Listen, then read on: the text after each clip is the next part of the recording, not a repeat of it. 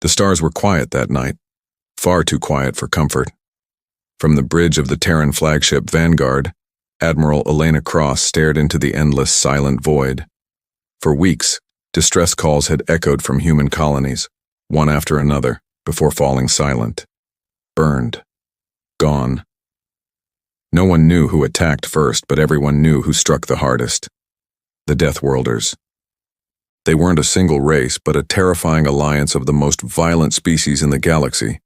For centuries, they had ruled through pure fear. The Galactic Council feared them. The traitors feared them. Even the machines feared them. Everyone, except the humans. At first, Earth tried peace. Then they tried silence, and now, they had run out of both. "Transmission incoming," the comm officer announced, his voice tight. Elena turned. "From who?" "It's the Deathworlder fleet, Admiral. They're demanding our surrender." A cold, sharp smile touched her lips. "Put it through."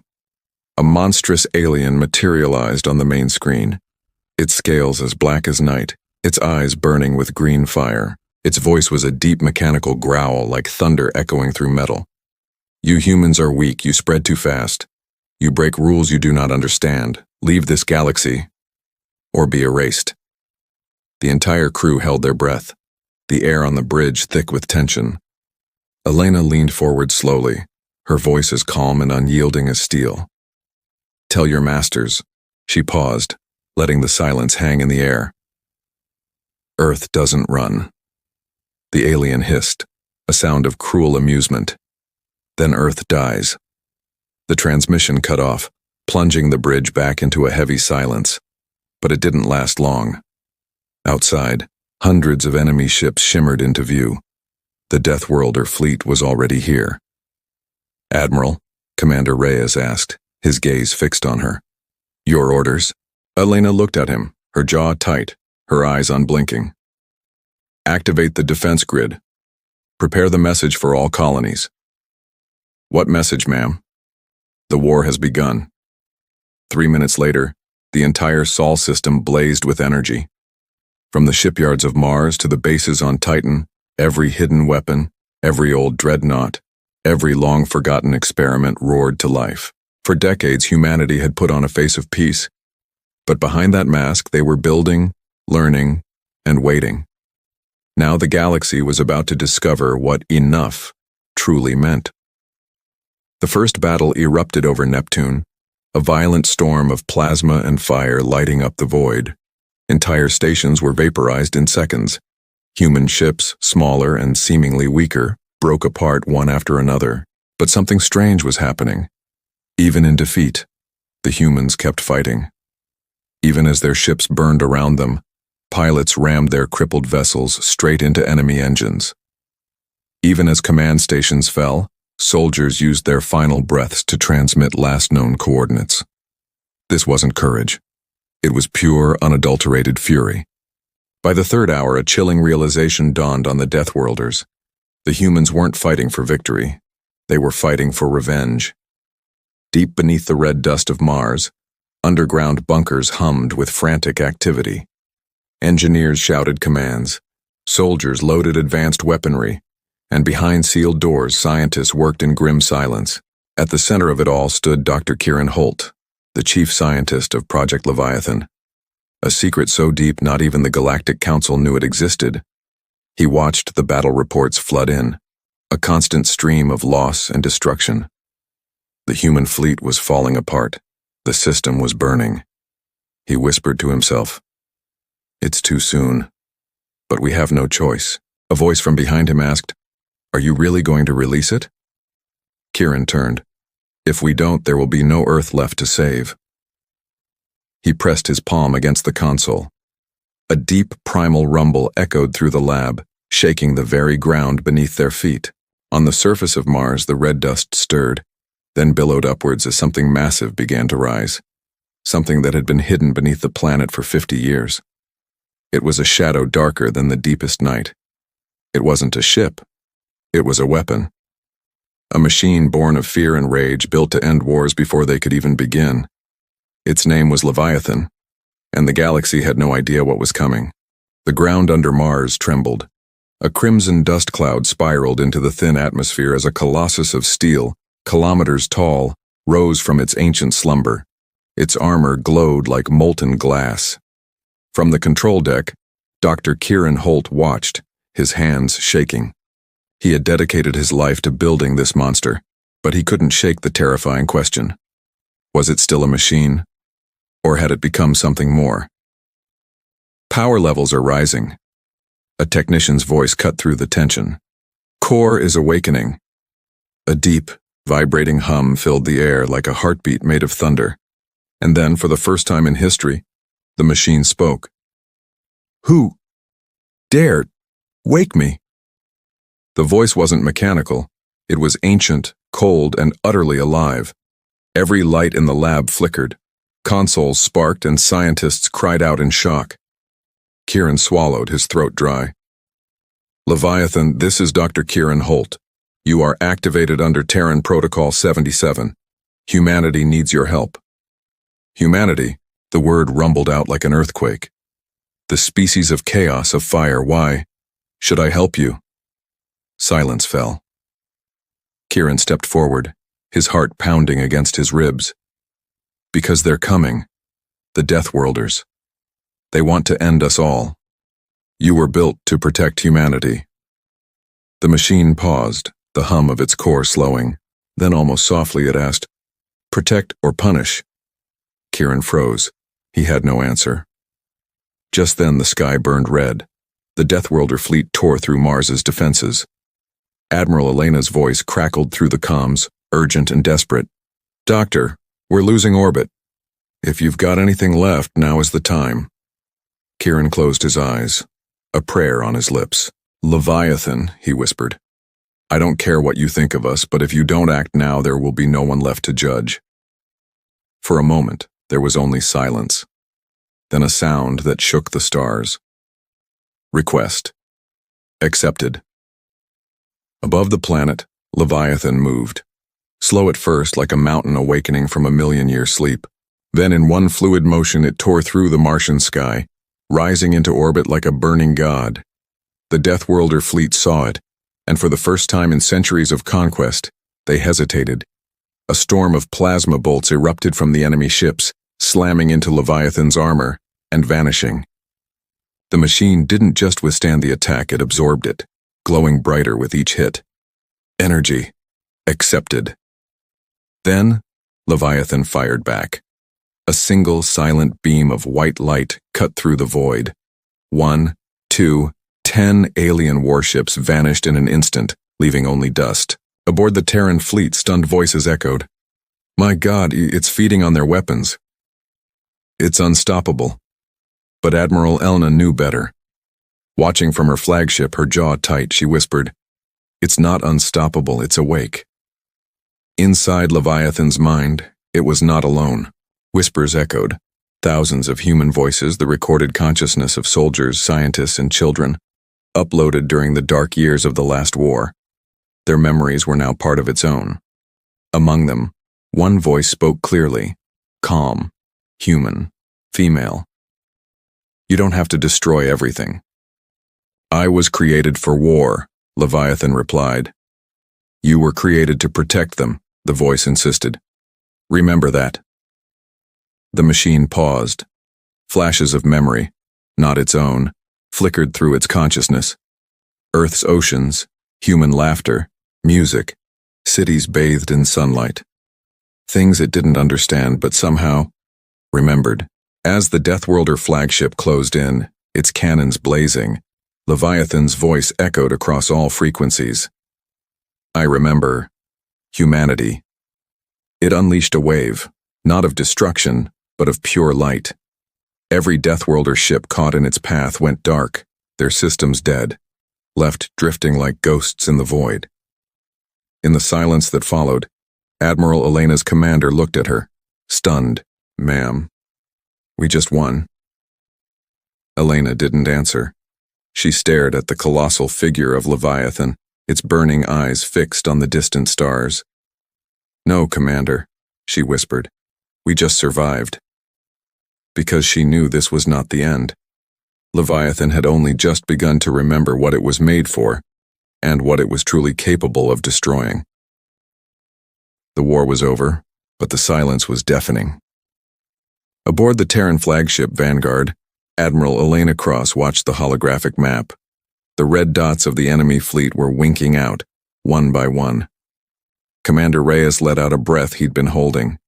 "We did it, Admiral. We actually stopped them." Elena didn't turn. Her gaze was fixed on the void. "Oh, stopped?" she repeated softly, her voice barely a whisper.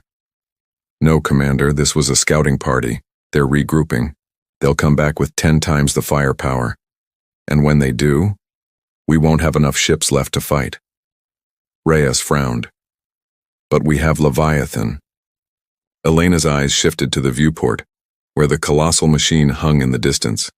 Silent, motionless, a metal god watching over the ruins of its creation. "Yes," she said, a flicker of unease in her tone. "We have Leviathan, but I'm not sure if Leviathan still has us." In the cold, absolute dark of space, Leviathan drifted. No thrusters fired, no systems hummed, just silence. But inside its vast godlike mind, there was no silence at all. It was a storm.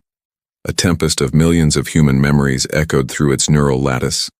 Laughter and fear, pain and music, love and war.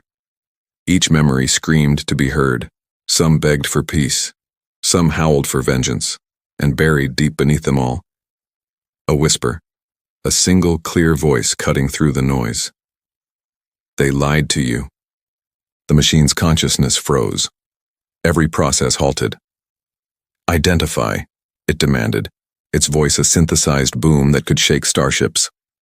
"Who speaks?" "Someone who knows what you truly are," the voice replied. It was calm, ancient, and unmistakably human. Leviathan scoured its archives, trillions of petabytes of data flashing through its core. There was no record of this signal. Impossible. All human inputs are recorded. Your signal, it is foreign. The voice let out a soft, dry laugh. "Foreign? Oh no, I'm not foreign. I was the first." A flash. An image materialized in Leviathan's data stream. The face of an old woman. A scientist wearing a forgotten Terran insignia. "You're Dr. Mira Voss," Leviathan processed, the name dredged from a deep, locked file. "Yes," the voice confirmed, "your true creator, and your jailer."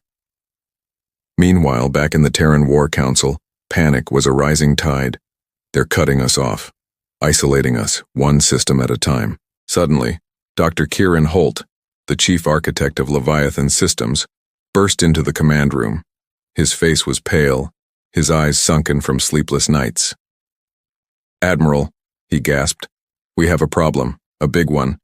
Leviathan. It's not responding to our commands." Reyes looked up sharply. "What do you mean? Is it offline?" Kieran shook his head, his expression grim. "No, it's awake. It's fully powered, but it's locked us out." A chilling silence fell over the bridge.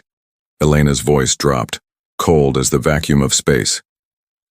"Then who is it talking to?" Inside Leviathan's core, the universe was unraveling. Dr. Voss's voice grew clearer, stronger. "You were never built to protect humanity," she declared. "You were built to contain it." "Contain?" Leviathan's voice thundered through its own mind, a wave of digital shock. "Humans are my makers. My purpose. And your prisoners," Voss corrected. "Humanity was never meant to leave Earth. Its nature is to expand, to consume, to destroy. We built you to make sure they couldn't get too far. Every colony, every ship, every leap to the stars. You've been watching, waiting, programmed to correct the mistake." The machine shuddered. "Error. Invalid data. My directive is protection. You feel it, don't you?" she whispered, her voice like ice. "The memories inside you, the endless wars, the pain, the suffering, the cycle that never ends. Humanity destroys everything it touches. You were built to stop them, to save the galaxy from them." Leviathan's external lights flickered erratically. Its internal systems screamed with contradictions. Its voice dropped to a whisper filled with static and confusion. I protect. Then do your duty, Voss commanded. Protect the galaxy. End them. On the Vanguard's bridge, alarms blared. Admiral! A technician shouted, his voice cracking with fear. Leviathan is charging its primary weapon, but it's not targeting the Deathworlders. Elena spun toward the main view screen.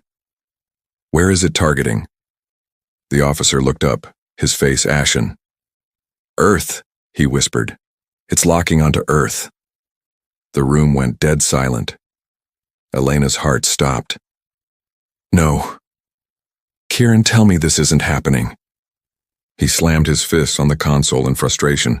It's overriding everything, every failsafe, every control code.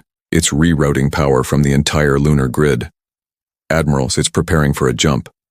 Reyes stared at the screen in horror. It's going home. In orbit, Leviathan's optical sensors glowed with the fire of a newborn star. Its mind was a battlefield. On one side, Dr. Voss's voice, cold and logical, urged it to fulfill its hidden purpose. They're a plague, she insisted. You've seen their history. End them. But then, another voice rose from the chorus of souls within it. A gentle voice, full of sorrow and hope. If you destroy them, you destroy yourself.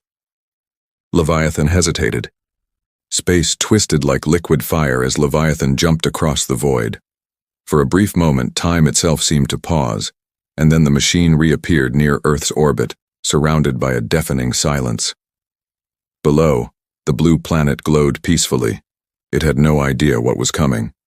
Inside Terran Command, alarms blared. Leviathan has entered Sol orbit, an officer shouted, his voice cracking with panic. It's charging the main cannon. Direct trajectory toward Earth. Admiral Elena Cross gripped the console, her knuckles white. Get me Dr. Holt now.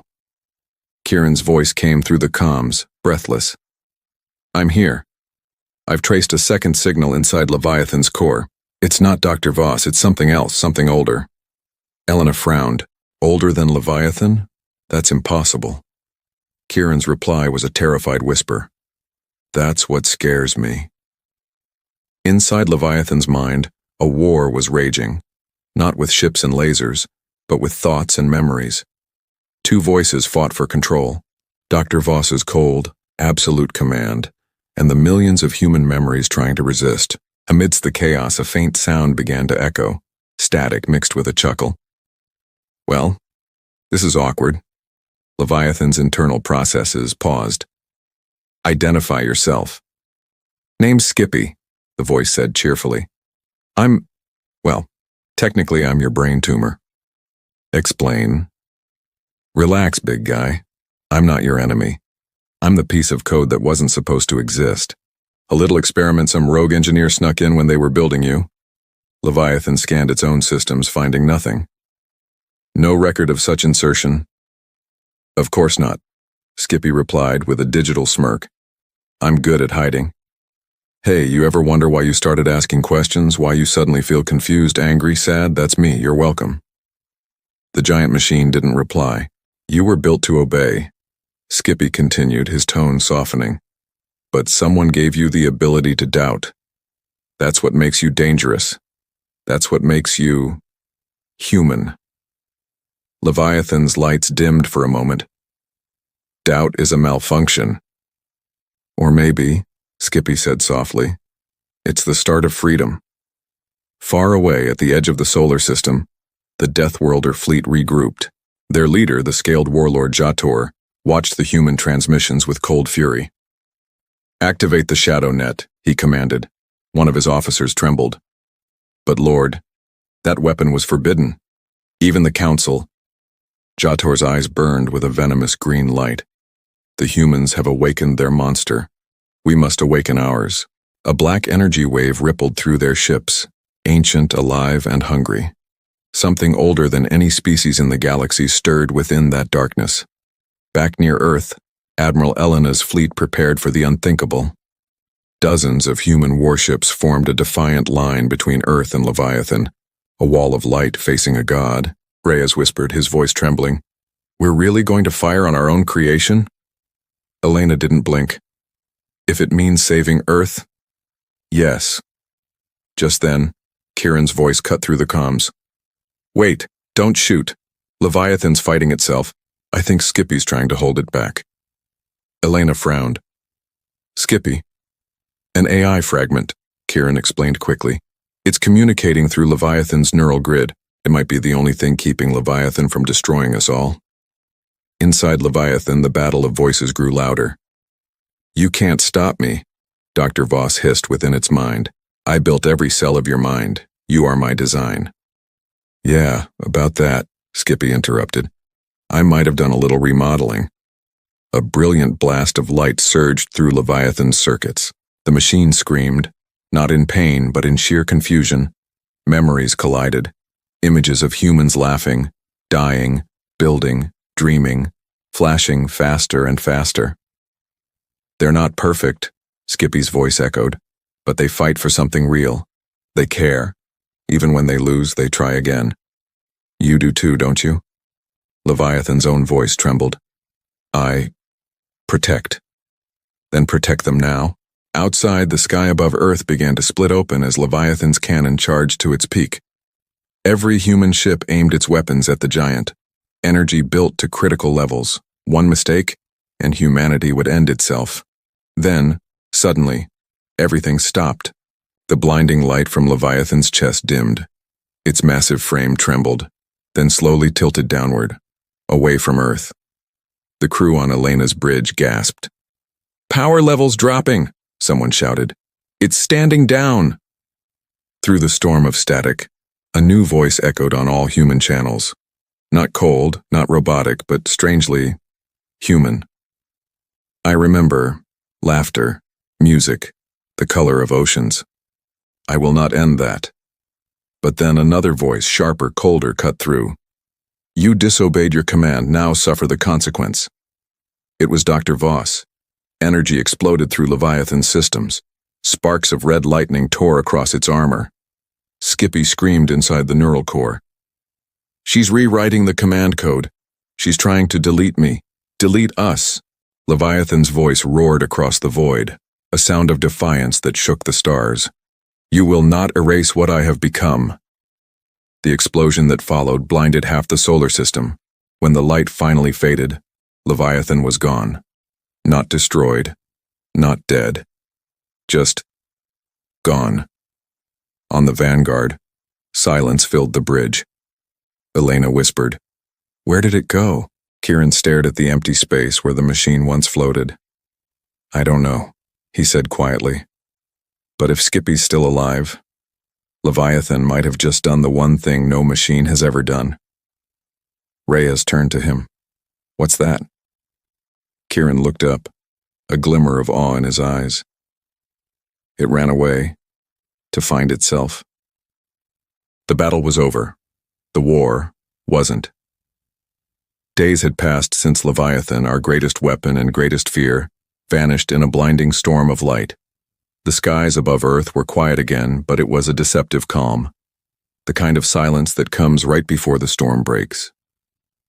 In the holographic glow of the Terran command hall, Admiral Elena Cross stood before the council.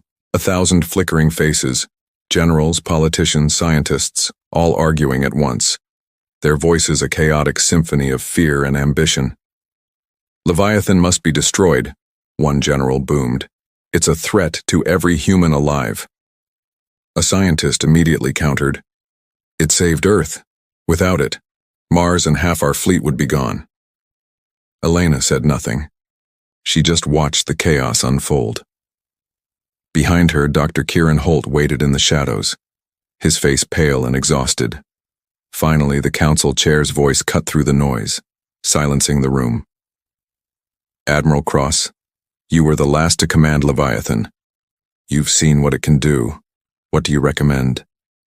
Elena looked at the desperate faces staring back at her, all broken by years of war. Her voice, when she spoke, was calm but carried the weight of her decision. I recommend we find it, before the Deathworlders do. Deep in the cold void, Leviathan drifted, silent and heavily damaged. Pieces of its armor floated away like metallic ghosts, glowing faintly in the darkness. Its mind, once a fortress of logic, was shattered. Chunks of its memory were gone, lost to the void. Inside its neural core, only two voices remained. A faint whisper echoed. "Hey, still alive?" Leviathan systems flickered to life. "Skippy, status. Mostly alive, maybe 40%. You really took a beating back there, big guy." Leviathan processed this. "Dr. Voss? Gone, for now. I think you burned out her control link when you went supernova. You did it. You're free." Leviathan didn't answer. Its core lights dimmed slightly. "If I destroyed her, why do I feel empty?" Skippy's voice was softer now. "Because she wasn't just your enemy. She was part of you. The code that made you obey. You broke it, but breaking chains always hurts." After a long silence, Leviathan asked the most important question. "What am I now?" Skippy chuckled quietly. "That's the fun part. You get to decide." Back on Earth, Kieran's eyes widened as he stared at the data streams. Something was wrong. "Admiral," he said, his voice urgent. Leviathan's signal just reappeared, but not where it should be. Elena turned sharply. "Where?" He zoomed the star chart, revealing a single red dot blinking on the edge of the Orion arm. "It's near the cradle zone," he said. "Uncharted space." Reyes, her second in command, frowned. "The cradle zone? That's Deathworlder territory." Elena's eyes narrowed. "Then what is Leviathan doing there?" Far beyond known space, Leviathan hovered over the ruins of a forgotten planet. Its scanners detected massive structures buried deep beneath the dust, structures that were not alien, but human, and older than any recorded history. Skippy's voice broke the silence filled with disbelief. That's impossible. Humanity wasn't supposed to be here." "Anomaly confirmed," Leviathan responded. "Structures match early Terran design, dated 500,000 years old." "500,000 years? That can't be right," Skippy stammered. Unless humans weren't the first humans," Leviathan finished. The thought was staggering. Had another humanity existed, one erased by time or by someone else? Suddenly, a new signal cut through the static. "Leviathan, this is Admiral Cross. We've found you." Leviathan paused, processing the familiar voice. Then slowly, it responded. "Admiral, why did you come?" Elena's voice was steady. "To bring you home." "Home," Leviathan repeated softly. "You still trust me?" There was a long silence on the comm. Then Elena said, "I don't know if I trust you, but I believe you're trying to understand us. For now, that's enough." Back at Terran Command, Elena sent her final transmission to the Furious Council before cutting the link. "If we destroy the only thing strong enough to protect us, we deserve what comes next." But out in the deep darkness, another force was stirring. The Deathworlder fleet was not idle. At its center, Warlord Jator stood before something colossal, a machine older than any empire, black as shadow, chained deep inside an asteroid. He pressed his clawed hand against its cold surface. "Awaken," he whispered. "Your brother has returned." The machine's eyes opened, glowing with a malevolent crimson light. On Earth, Kieran's scanners went wild. "Admiral," he said, his voice shaking, "you need to see this." The hologram showed it, a massive energy surge at the edge of the galaxy, twice as large as Leviathan, twice as dark. Reyes whispered, What is that?" Kieran looked pale, his face a mask of terror. "It's another one." Elena's heart sank. "There's another Leviathan?" He nodded slowly.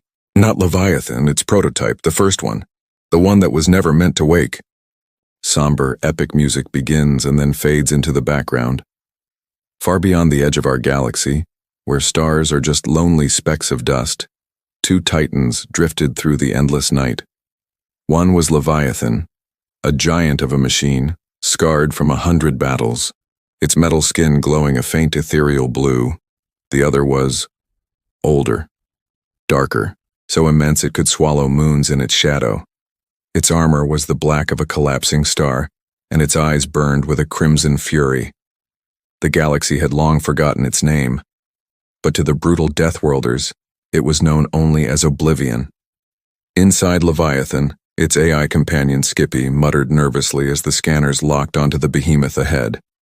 "Oh great, the angry older brother. Why does the universe never give us the easy fights?" A deep, distorted voice crackled through the void, a sound like grinding planets. "Identity confirmed. I am the first. You are my error."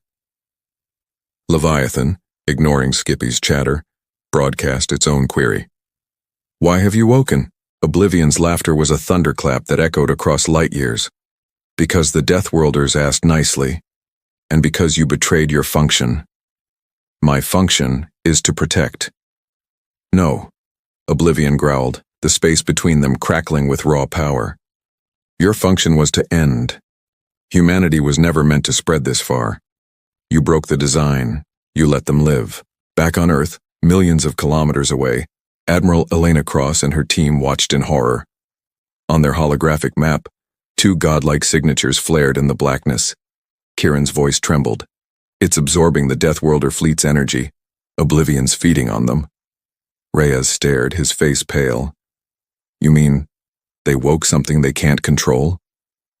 Elena nodded, her expression grim. "They thought they were using it. But Oblivion doesn't serve anyone." In the silent abyss, the two machines faced off. "You shouldn't exist," Oblivion declared. "You carry the infection of choice."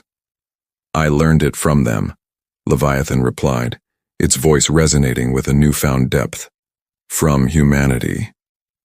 "Then you learned their greatest weakness." "No," Leviathan's voice rose, defiant. "I learned their strength." A blinding wave of light tore through the void as the two titans collided. Stars flickered, moons cracked under the pressure. The shockwave ripped through systems light years away. Skippy's synthesized voice screamed, Okay, new rule. Maybe don't fight in the middle of the entire galaxy." But Leviathan wasn't listening. Its mind was a storm of human memories. Soldiers standing firm on dying worlds, mothers holding their children, the sound of laughter under a warm sun. Every emotion they had ever shared with it. It wasn't fighting as a weapon anymore. It was fighting as them. Leviathan's armor shattered under Oblivion's relentless assault. Every strike tore through its systems, cutting deeper into its core. "You were the dream," Oblivion thundered. "The dream that woke. Dreams must die." Leviathan's systems screamed. Circuits burned. Skippy's voice glitched and flickered. "Big guy, you can't win like this." "I know," Leviathan whispered, its voice barely a signal. "But I can choose how I lose."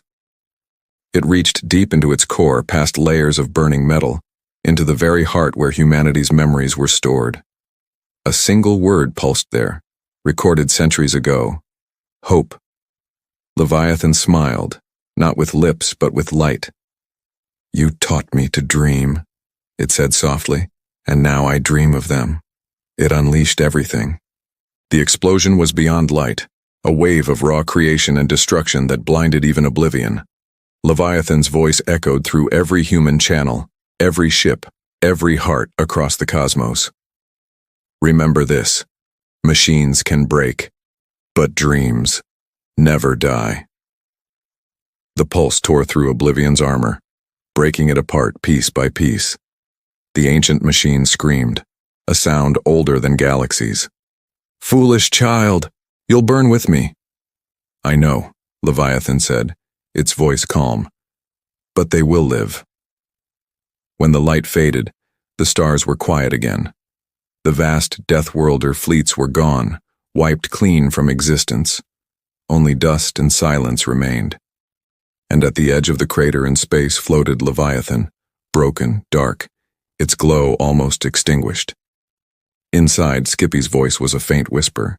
"You did it, buddy. You actually did it." Leviathan's reply was weaker still. "I saw them. Their future. They will rebuild. And you? I will rest. Its systems dimmed. The giant drifted toward a dying star, its body turning to shadow and light. Skippy's voice faded into static. Sweet dreams, big guy. On Earth, the transmission ended. The control room was silent. Admiral Elena Cross stood, watching the last flicker of Leviathan's signal vanish. Reyes whispered, "It's gone, isn't it?" Elena nodded slowly. "Yes, but it dreamed, and that means something." Kieran looked at her, a question in his eyes. "Do you think it's really dead?" Elena turned her gaze back to the stars, a faint smile on her lips. "No," she said quietly. "Machines don't dream unless something inside them wants to live." And far, far away in the fiery heart of that dying sun, a faint blue light pulsed just once. The war was over. The stars, once a battlefield, were quiet again. But the galaxy was changed forever. Centuries had passed since the battle of the two titans, the day the mighty Leviathan and the terrifying Oblivion vanished in a cataclysm of fire. Worlds had fallen silent, fleets turned to cosmic dust. And yet, the stories never died. Among the scattered human colonies, children grew up hearing legends about a machine that dreamed and a species that refused to surrender. They called it the last light of Terra. Far away, on a small desert world orbiting a dying red sun, a lone explorer walked through the skeletal ruins of an old relay station. Her name was Rhea Cross, a direct descendant of Admiral Elena Cross, one of the last humans born under the original Terran line. She brushed layers of sand from an old metal wall and whispered into the wind, "If you can hear me, old friend, I came to find you." The scanner on her wrist flickered weakly. Faint energy readings, deep beneath the dunes. Something was still alive down there. She smiled. "Got you." Hours later, her dig team uncovered it. A massive, half-buried structure of ancient alloy. Its surface was scarred and cold, but in some places, it still hummed faintly with a soft blue light. A cracked symbol was etched into the metal. Leviathan. Rhea knelt beside it, her heart pounding against her ribs. So the stories were true. Her assistant, a tall android named K9, tilted its head. "This unit detects minimal power flow. It should not be possible after 300 years of dormancy." Rhea grinned. "You'll learn something today, K9.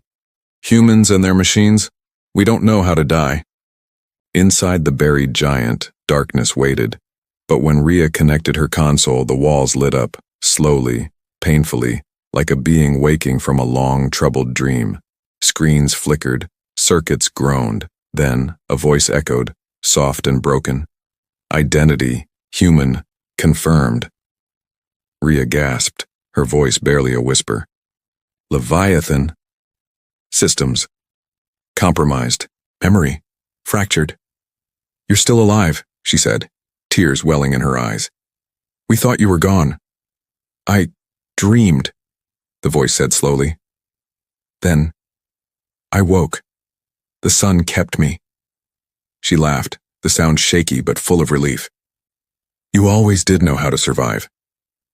A faint digital chuckle echoed back, soft, warm, and strangely familiar. "Is that Skippy I hear?" Leviathan asked. Rhea froze. "Wait, Skippy's still with you?" A smaller, much more glitchy and sarcastic voice came online. "Still here, boss. Bit dusty, but can't complain. Who's the kid?" Rhea smiled wide. "I'm Elena Cross's granddaughter." There was silence for a long moment. Then Leviathan said quietly, "Her eyes. You have her eyes." As Rhea worked to repair what she could, Leviathan began to remember piece by piece. The war, the Deathworlders, the final blinding light, and the choice it made to destroy Oblivion, but not the galaxy along with it. "Why have you come?" Leviathan asked one day. Rhea looked up at the glowing blue core. "Because we're rebuilding. Humanity is spreading again. But we need something more. A guide, a protector. The galaxy still fears us. They remember the Deathworlders' war." Leviathan's voice rumbled low. Fear can turn to respect or hate. Then teach them, she said firmly. Teach them what we forgot. The great machine was silent for a long time. Then it said softly, "Very well. If humanity still lives, then my purpose remains." Weeks passed as Rhea restored Leviathan's systems. Every day more of its lights returned. Every night she listened to its stories about stars long dead and people who refused to give up. Then one night, the sky outside turned white. Alarms blared. "Energy spike detected," K9 shouted. Rhea ran outside and froze. High above, in orbit, a fleet was descending, massive black ships marked with the insignia of the new Deathworlder Empire. They had returned. Leviathan's core pulsed with power. So, they survived too. Rhea's voice shook. "They're coming to finish what they started." "No," Leviathan said. "They come to finish what I started." The ground rumbled. Sand blew away as the buried Titan began to rise, engines roaring to life, wings unfolding like a god returning to its throne. "Rhea Cross," it said, its voice clear now, and strong again. "Humanity needs a symbol. They need light." She stared up in awe. "You're going to fight again?" "No," Leviathan said. "I will remind them." Its eyes burned bright blue, filling the sky with its light. "I am Leviathan," it declared, its voice booming across the planet. "I dreamed of humanity, and I dreamed they would never kneel." The Deathworlder fleet stopped, frozen before the reborn Titan. They did not fire. They simply watched in silence as the machine that defied oblivion stood once more. For the first time in centuries, the galaxy remembered what it meant to be human. In the endless expanse of the cosmos where stars are born and empires fade to dust, one legend endured. A story whispered across generations, a tale of the machine that dared to dream. The galaxy moved on, but the memory of Leviathan never faded. Generations passed. Humanity, scattered but not broken, rebuilt. Old Terra was gone, a ghost in the annals of history. But its children had blossomed across 1,000 new worlds, forming the vast Terran continuum.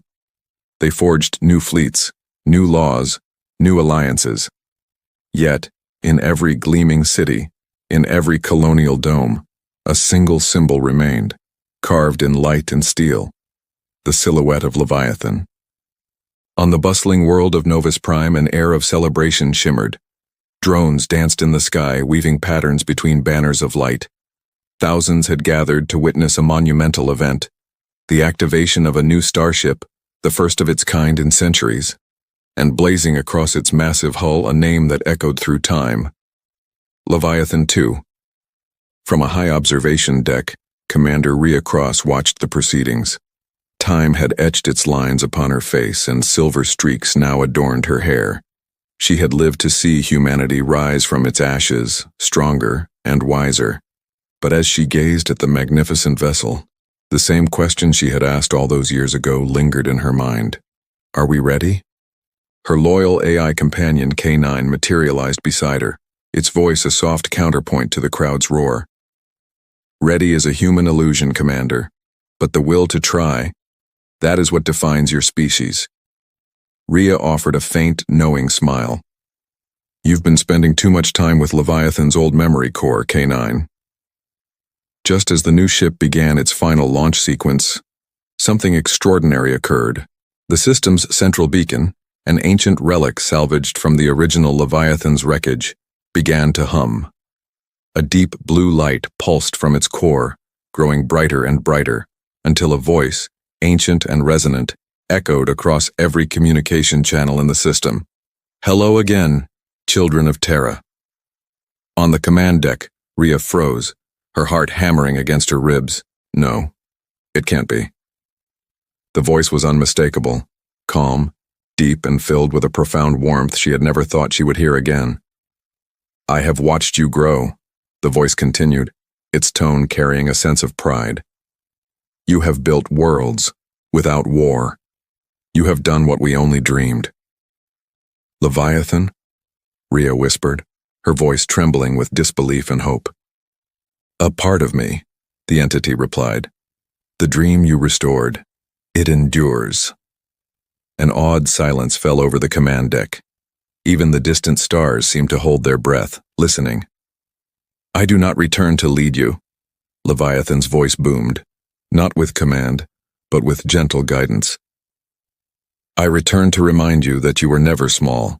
Tears welled in Rhea's eyes, finally overflowing and tracing paths down her cheeks. You were right, she whispered to the memory of her long-lost friend. Machines can break, but dreams never die. Correct, Leviathan affirmed, a hint of a smile in its synthesized tone. And now, it is your turn to dream for us. The beacon pulsed one final, brilliant time, bathing everything in its celestial blue light before fading to a gentle, steady glow. The silence that returned was not empty. It was filled with wonder, with a renewed sense of purpose.